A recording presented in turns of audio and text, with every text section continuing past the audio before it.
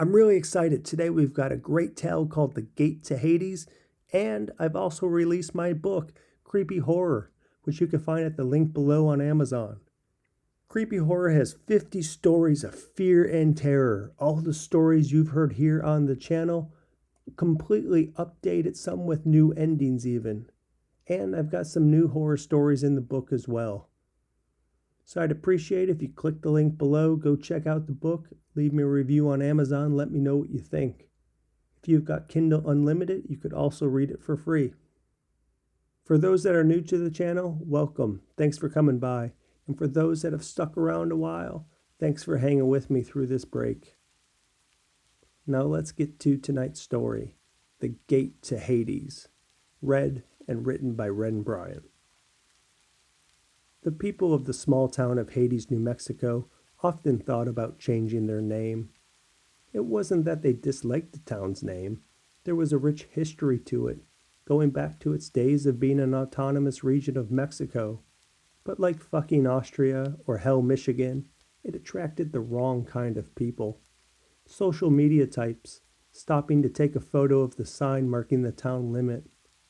A quick thumbs up and smile iPhone photo, and then zoom on by. Not even a stop at the local Quick Mart for some 7-Up. If only Hades had a cavern like Carlsbad did 200 miles to the south. If only Hades had a municipal budget to do a marketing campaign like Hell, Michigan did. But they didn't have much of anything in Hades. The only thing it was known for was having the lowest elevation in the state.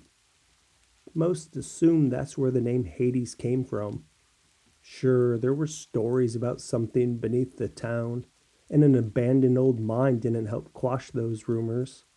But people who lived there knew Hades was a place worth overlooking. Main Street was a handful of stores, a photocopy place that also mailed your FedEx packages, an out-of-business movie rental joint, a poster for Big Fish still hung in the dusty window, the Quick Mart convenience store, and Main Street Bar and Grill. No one knew why the place had grill in its name. They didn't serve any food. Weeds grew through the cracks in Main Street's sidewalk. 20 slanted parking spots welcomed patrons, but 19 were always empty. Besides those Instagram travelers snapping photos of the town sign, the only real visitors to Hades were students coming across the border from Texas.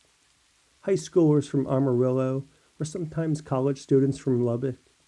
They were ghost hunter types, infatuated with the unwritten history of Hades. Those rumors fueled by the town's name and the abandoned mine past Danny Johnson's house. Danny wasn't a particularly friendly fellow, but at the same time, he didn't mind kids coming around and having some fun, as long as they left his house alone and didn't get hurt or leave beer bottles scattered about. He once thought about putting a fence around the mine, but after his friend Ramon Jimenez told him that those kids buying Red Bull and Snickers help keep the lights on at the Quick Mart, Danny changed his tune. What made Danny notice the current kids kicking up dirt was the camera. They didn't hold iPhones like others, but a big shoulder-mounted thing. It was enough that Danny got curious and asked what they were up to. Usually Danny left the kids alone, but if his house was going to be in some video, he wanted to know about it. Plus, he wasn't too keen on there being more publicity for Hades. He was one of the ones in favor of changing the town's name to keep these people away. The students, Mag Swanson, Dwayne West, and Rick Santiago, were film majors from Texas Tech, and they were making a short film for a school project. A Blair Witch type thing, Mags told Danny. Danny never saw Blair Witch, but he knew about the movie, with its shaky first-person camera and lots of screaming. He didn't think too much of those sorts of movies and wasn't too keen on having something filmed next to his property. Plus, there was the publicity for Hades.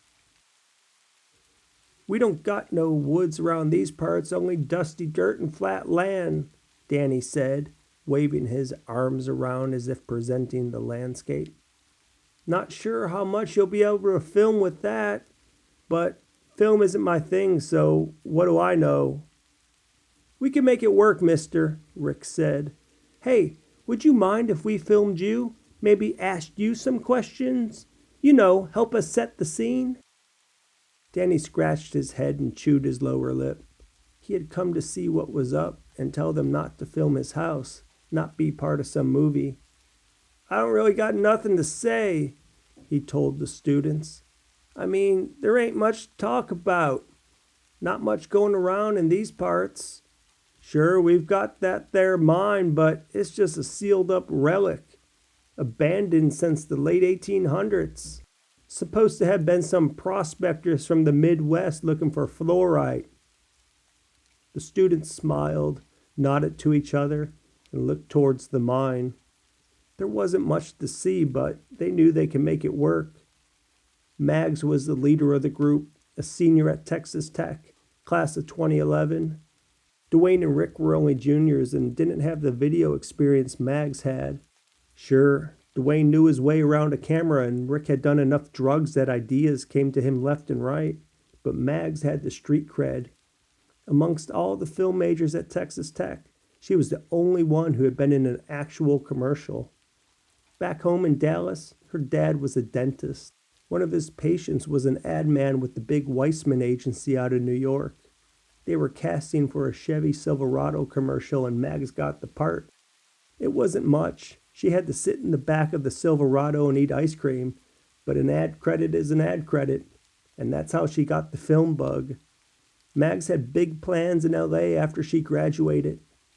What exactly they were, she couldn't say, but she was determined to go to LA and be somebody. It's why she kept up her appearance with the latest Hollywood styles. Layers were in, so her long brown locks had infinite numbers of them. Sunburnt blush and sculpted brows were also in, so ditto that. It's also why she didn't eat much other than Tic Tacs, favorite flavor Fresh Mints, with a little snootful of cocaine for dessert. She could never make it in Hollywood if her ribs weren't showing.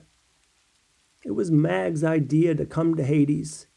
Yes, the short film would be a school project, but she thought she could put the credit on her IMDb page, maybe even post the whole thing to YouTube if Dwayne and Rick would agree, which they would. Dwayne and Rick always let Mags have her way. The entrance to the mine was built into the only hill within sight.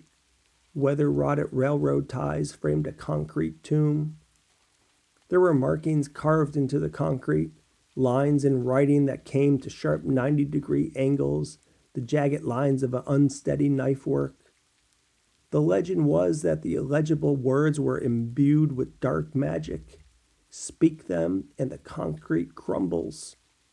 The gate to Hades opens and a twisted and grotesque underworld awaits. Danny would often sit on his porch and watch the students hung out at the mine's entrance, smoked dope or drank buds. They yelled out gibberish, trying to read the writing in the concrete, waiting for something to happen. Then they laughed when they realized how stupid they looked. It was entertaining as it was for Danny as it was for the kids, and Danny wasn't even high or drunk. "Could you tell us again what you just told us?" Mag said. "Except, with the cameras running?" She motioned to Dwayne, the cameraman, to get ready.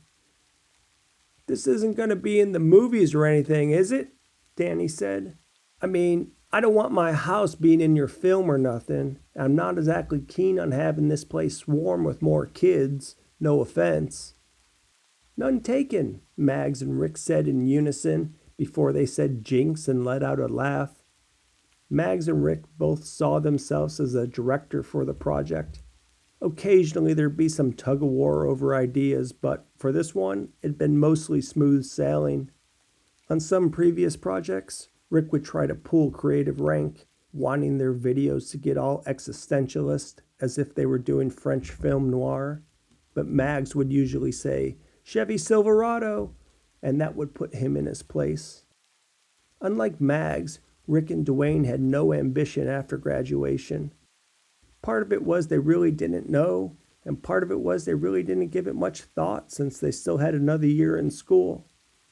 Rick figured he'd move to Colorado where he'd fit right into the weed scene and shoot music videos in the mountains outside of Boulder. Either that or work as a bartender. Dwayne didn't see much in the way of a future back home in Waco, but other than knowing he didn't want to move back with his parents, he didn't think much more about a potential career path. Dwayne gave a nod to Mags and put the camera on his shoulder. Ready. "Okay," Mags said. "Mr. Call me Danny." "Danny, okay. You live here in Hades. Can you tell me about the town?" Danny looked at the camera, cleared his throat, smiled, and then dropped his smile. He was unsure how he was supposed to act. Danny had never been filmed before, nothing except some birthday party camera videos anyways. And he wasn't really keen on doing this, but he figured if he acquiesced, it'd be the quickest and easiest way to get these kids out of Hades. Plus, Danny remembered being their age once and being excited about things like school projects. Now, there wasn't much joy in Danny's life. He woke up, drove 60 miles to work as a shift manager at the McGuire Freeman Paper Corporation, and then turned around and drove 60 miles home to an empty house. Danny never got around to marrying or really dating much. Life was life, and life was lonely, except for when he met Ramon at the Main Street Bar and Grill every couple of weeks. "Well, Hades is an old town," Danny said. "Not much going on here. The wind kicks up some dust, that sort of thing." Danny looked straight at the camera. Rick pursed his lips and shook his head. Mags understood. They needed a big bang intro, something that would captivate their professor and the others in their advanced editing techniques class. Starting with Danny, especially with him talking like he was talking, would bore everyone stiff. "I think we're going to change things a bit," Mags said. "Why don't I start and then we can have you come in, Danny?" "Come in how?" Danny said. "I mean, I'll kick off the video and you can give the background on the town. You know, the stuff you said before about the mine. But we really need to do it up, like make it exciting. We're trying to make it scary and keep the audience captivated." Danny shrugged. "On me," Mags instructed Dwayne. "I'll stand here with the mine entrance behind me. Danny will be next to me, but out of frame. I intro, then Dwayne zooms out, and Danny will talk. Danny, watch Dwayne. He'll point to you when it's your turn to speak." "Got it." "Okay, action," Rick said. Mag's eyes went big and she got all serious. "It all began when a group of college students decided to spend their summer break in Hades, researching the town's history for a class project. They had heard rumors of a hidden underground chamber beneath their town, said to contain untold riches and ancient artifacts. Determined to uncover the truth, the students began their excavation in the mine behind me." Dwayne zoomed in on the cemented mine entrance, then zoomed back out to Mags. "But as they dug deeper, they began to uncover something far more sinister. The chamber was not filled with treasure, but with the remains of human sacrifices dating back to the town's earliest settlers. The students quickly realized they had stumbled on a dark and evil past. Today, we have with us one of the citizens of Hades. Danny, you know all about the history of this town. Can you tell us more?" Dwayne panned to Danny and gave him a nod. "Your turn." "Well," Danny said before clearing his throat, "it was fluorite they were searching for. Now, I've been here most of my life, and it's always been as just you see it here. The entry to the mine is closed." "Cut!" It was Rick. "This doesn't work. Mags, you were great, but Danny, well, it doesn't fit. Mags, you say some students discovered a secret in the mine, but then Danny says the mine's been closed for as long as he's lived here. It doesn't fit together. Danny, can you say something that fits with what Mags said?" Danny looked down and rubbed the back of his neck. "Look, I didn't even want to be in this. All I wanted to tell you was don't film my house. I don't mind helping you kids out, but I don't want to lie. No, no, Rick said. We only want this to be entertaining for our class. Blair Witch, like Mag said. We don't want you to lie. Can you maybe say something then about the markings? You know, the stuff carved in the cement? Legend says it's an incantation of some sort, right? Like words that open the mind so you can discover the riches and ancient artifacts? I mean, that's not lying. You're just saying what others have said about this place. Danny put his head down and rubbed the back of his neck. No, suppose that's not lying at all. It's true, you know. The students looked at each other. Dwayne ducked his head out from the camera. What's true? He said. The incantation. If you read it correctly, it will open the mind. But it's not riches inside that mind. Mags motioned with her hand to Dwayne to start filming. It happened when I first arrived in Hades. This was about 12 years ago, I guess, when I was in my mid-20s. I sat on my porch and watched young people, just like you, come to this mine to have some fun. They'd drink and screw around. Sometimes they'd jump on top of the hill, trying to cave it in, I guess. They'd sprawl graffiti on the cement like it was Jim Morrison's grave. But nothing they did made a dent in the mine, nor did it cover up what was carved in the cement. The cement stayed as it was, no matter how much they tried to break through it or to face it. Like I said, I was watching from my porch. This group of young kids, high school kids it looked like, they were screwing around and they started to try and read the inscription on the mine, trying to open it. I heard them say they wanted to visit this entity called the Old One.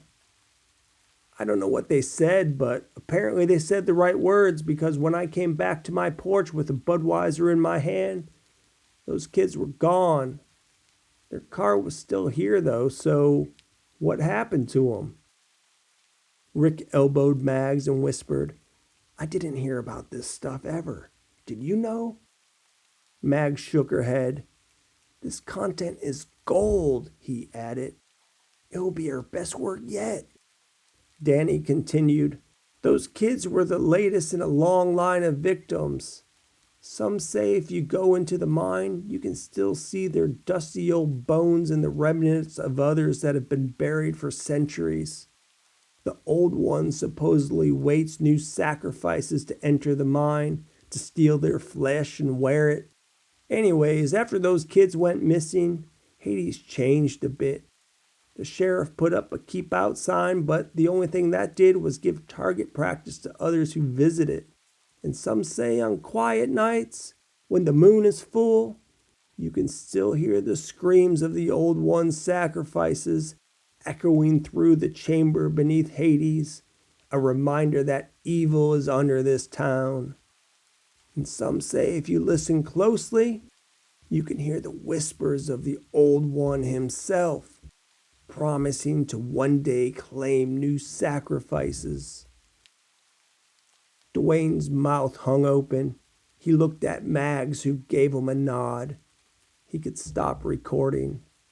That had been exactly what they needed, and it was better than any of them could have hoped.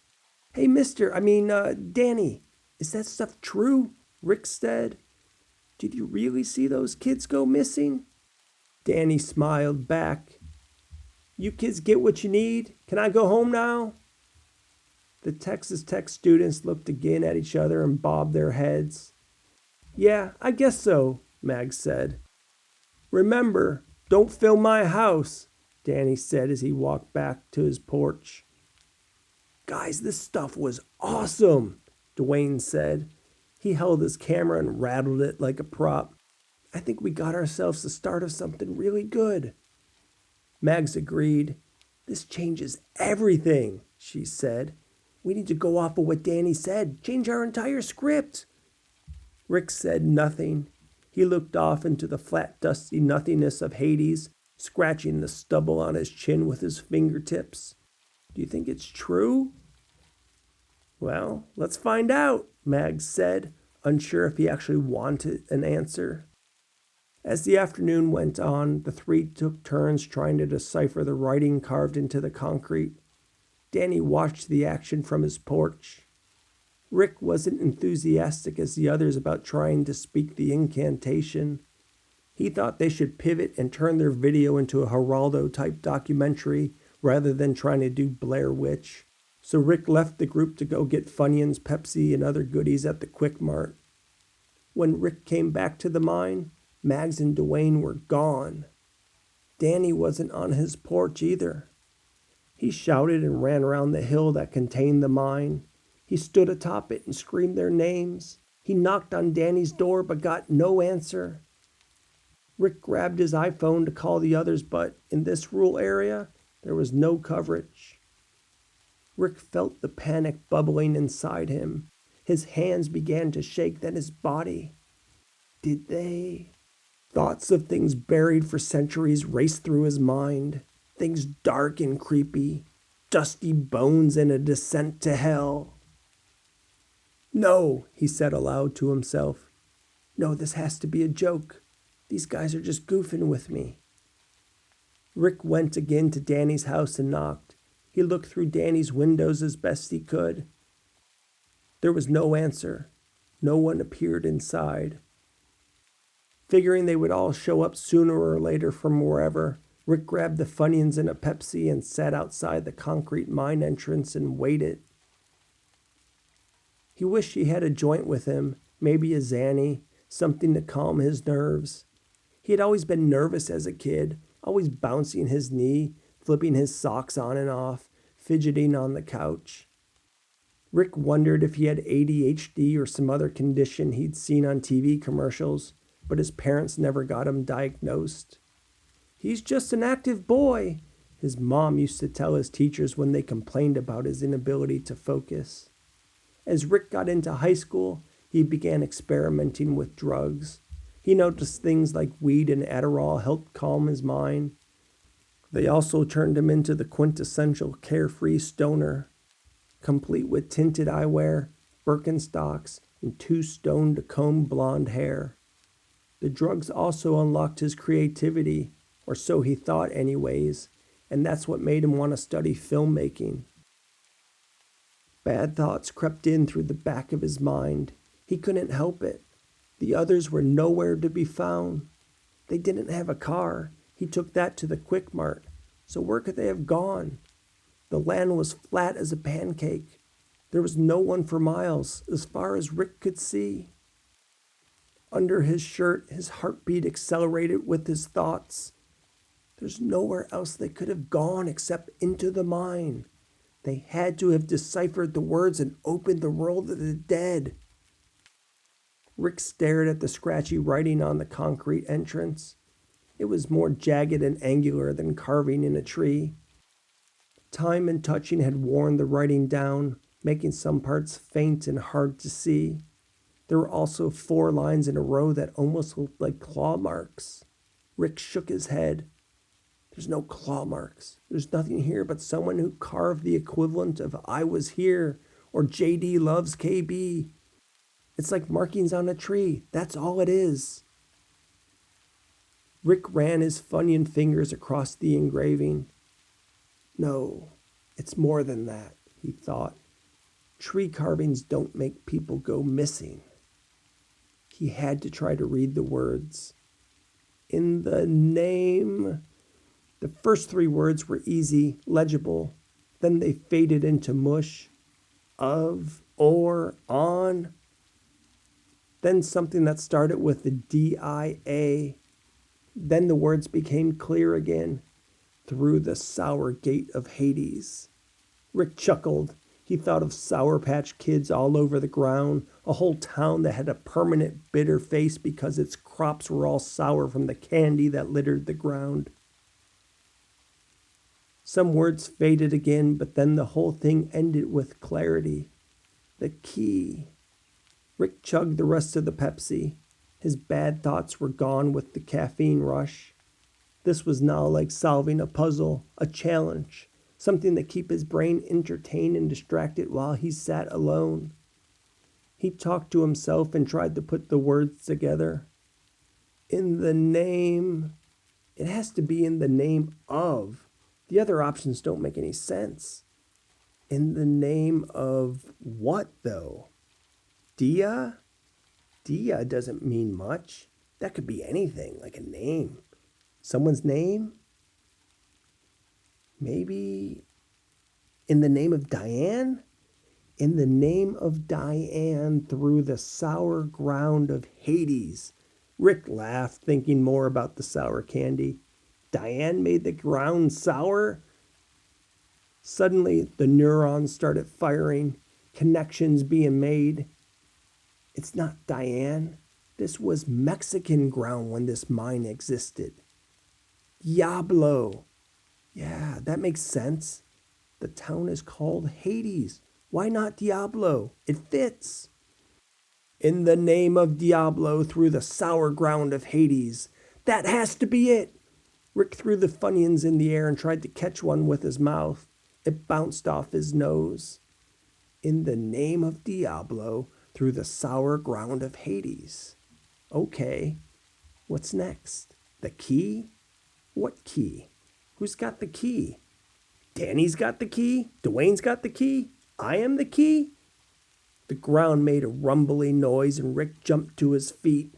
His heart stuck to the ground. The Funyuns and the Pepsi spilled. The pebbles danced and the dirt shook. Rick's eyes darted left and right, unsure of his footing, unsure of what was happening. What the fuck? There's earthquakes here? As quickly as the rumbling started, it stopped. It was so brief. Rick had never been in an earthquake before. They supposedly had them in Texas, mostly where they had oil and gas rigs, but he had never experienced one back home in East Texas. It was an unsettling experience, the feeling of the ground moving and there being nothing he could do about it, nowhere to escape. Rick took a deep breath. I wish everyone would just show the fuck up so we can get out of here. He looked at the loot on the ground. High fructose corn syrup turned yellow and rich cornmeal into sludge and melted into the earth. Well, back to the drawing board, Rick said.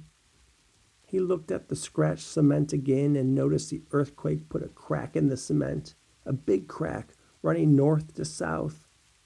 He wished Dwayne was here with his camera so they could have captured everything. The entire video went through Rick's head. Danny does his spooky intro. Then there's an earthquake and the crack in the cement. It would have been perfect. A+ material for sure, Rick thought. He looked again at the writing on the cement. In the name of Diablo, through the sour ground of Hades, I am the key. That's got to be it. It sounds right.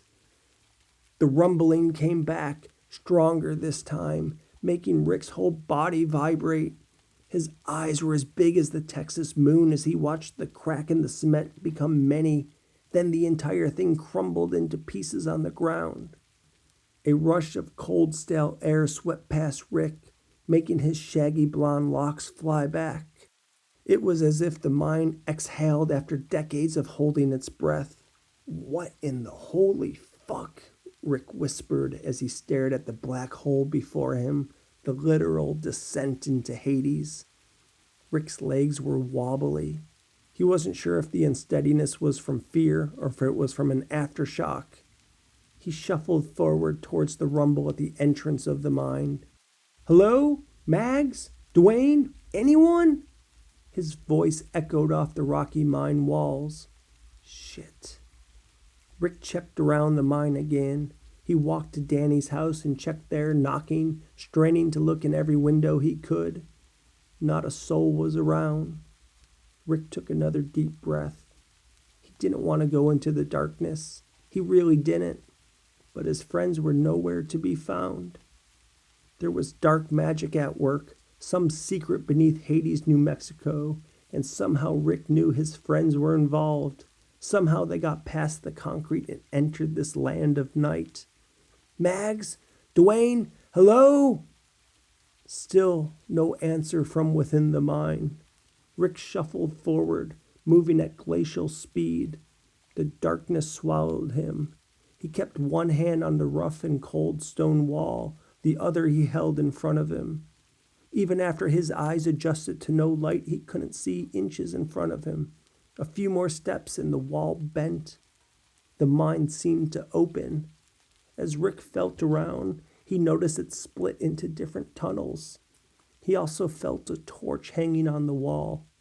He breathed a sigh of relief until he realized he didn't have a light. But then, his stone brain remembered he did. In his shirt pocket, he had a candy apple red Bic lighter. He shrugged and wished he had a joint too, but knew the flame was probably the better option. With the torch lit, Rick saw a twisted maze of tunnels and strange markings on the wall. He didn't understand any of it, but with a light now shining the way, Rick continued downward. "Mags! Dwayne!" As he listened for a response, Rick swore he heard whispers ahead of him. Maybe it was his friends. When he looked back, he saw shadows moving towards him. He shook his head. "There's no one else here. That's my shadow bouncing off the irregular stone walls." Rick pressed forward through the tunnel. It opened to another large room, this one with a smooth stone slab in the middle. Rick thought it looked like an ancient altar. As he got closer, his suspicion was confirmed. In the middle of the altar was a book, something thick and bound in leathery tar yellow skin. Human skin, perhaps? Rick's guts went to his feet and his heartbeat went all spazzy. He found it hard to breathe and felt as if the walls were closing in on him. "Mags! Dwayne!" Rick could barely squeak out his friends' names. Though he didn't want to, Rick opened the book. It was filled with cursive writing, the scribbly type like you would see on the Constitution. He could tell from the writing that the book was hundreds of years old. Most of the text was in Spanish, but a few lines here and there were in English. At best he could figure, it was a book of spells. Though he didn't know Spanish, he sounded out the words at the beginning as best he could. A bright light enveloped him as he spoke, and something deep in the darkness of the mind roared. The whispers he heard grew louder. It was like no animal he was familiar with. When he peered deep into the mine, he swore he saw two red eyes blinking from where the roaring came from. Rick grabbed the book and ran towards the entrance as fast as his lungs and legs would allow. He jumped over fallen rock and zigzagged around pointed rock outcroppings that jutted from the walls. Whatever was behind him was fast. It roared again, a sickening guttural howl that shook the mine and echoed in Rick's ears. No matter which tunnel Rick turned into, the beast chased. When he looked behind him to see where the creature was, he saw nothing but blackness. It was gone. He stopped running and caught his breath, bending over and holding himself up against the rock walls. He felt back the urge to vomit. "Shit," Rick muttered. "What the hell was that?" Ahead of him, Rick heard a growl and smelt something acidic and caustic that made the inside of his nose burn. When he looked up, the creature was right in front of him. In the orange glow of the torch, there stood a black-haired monstrosity of sewn-together flesh, crooked, mangled teeth, and saucer-sized red eyes. "Sacrificio," the beast huffed. Rick dropped the torch, saw stars, and the world went black. When he came around, he found himself deep in the mine. The air was damp, the walls wet. The place smelled of sulfur and minerals, and that acidic stench from the beast that made Rick's insides bubble.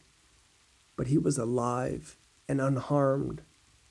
That was good. The torch hung on the wall and illuminated a pile of bones and dusty clothing. Rick climbed backwards against the wall, getting as far away as he could from the morbid reminders of death. He thought back to what Danny said about the old one. Everything was true. The incantation, the bones, the beast. Rick knew he had to escape. He had to get out, otherwise his bones would be added to the pile. His skin would be worn by the old one. A few feet away, Rick saw the book. The one he knew now was covered in human skin, the same skin that the old one wore. There had to be something in the book, he thought, some incantation that would stop the old one, something to get him out of this mess. In the back of the chamber, Rick also saw the disgusting beast, its back turned, gnawing on something that looked like a human leg bone. Rick inched closer to the book. The beast turned and looked in his direction, making him freeze. Then it turned back towards its bone. Rick continued towards the book, getting close enough that he could slide it to him with his foot. He silently flipped through the book's pages, looking for something in English he understood, something that would banish the beast or somehow help. He saw words like obscuro and magia negra. Then he flipped further into the book and he saw something labeled Return to Sky. It was as good a chance as any. Rick began to whisper the words, Arrive home, return to the sun. The old one turned and snarled. Its red eyes narrowed on Rick's reading of the passage from the book. When it realized what Rick was doing, it threw down the bone it was chewing and galloped on its hand knuckles like an orangutan towards Rick. Ascend and free, Rick said. The old one lunged, but it was too late. Rick was gone. He was suddenly back at the entrance of the mine. The sun was blinding and made him squint. There was the sound of things moving and the crumbled concrete rebuilt like a VCR tape put on rewind. As Rick tried to figure out what the hell was going on, the wall reconstructed to the shape that it once was. A rumbling sound made Rick jump. He thought the old one had escaped with him. When he looked behind him, however, all he saw was a dirty blue F-150 coming in his direction. The truck stopped and out jumped Mags, Dwayne, and Danny. Sorry, man, Dwayne said. We decided to do some filming around Hades since there wasn't much going on around here. Danny took us around. I hope that's okay. Rick stood silent and wide-eyed. Are you okay? Mags said. You don't look well. She flicked her chin, pointing to the spill on the ground. Too many Funyuns and Pepsi? Rick still wasn't sure what was real and what wasn't. He felt his body and mind floating in a dreamlike state, unsure of itself no matter what was before his eyes. So, I was thinking we have to redo the intro with Danny, Mag said. I don't know how it will fit in with what we want to do. Rick shook his head no. I know how we're going to finish our video, he said. Danny's beginning is crucial. But we aren't doing another Blair Witch or even Geraldo. Mags looked at him cross. How many Chevy Silverado commercials have you been in? We need to change the beginning, and Danny has to redo his part. He said he doesn't mind. No, Rick said, staring at the cemented opening of the mine. He realized in his hand he was still clutching the book, the most ancient book with yellow tar skin binding its pages. He held it up for all to see. We aren't doing another Blair Witch. We got ourselves a new Roswell.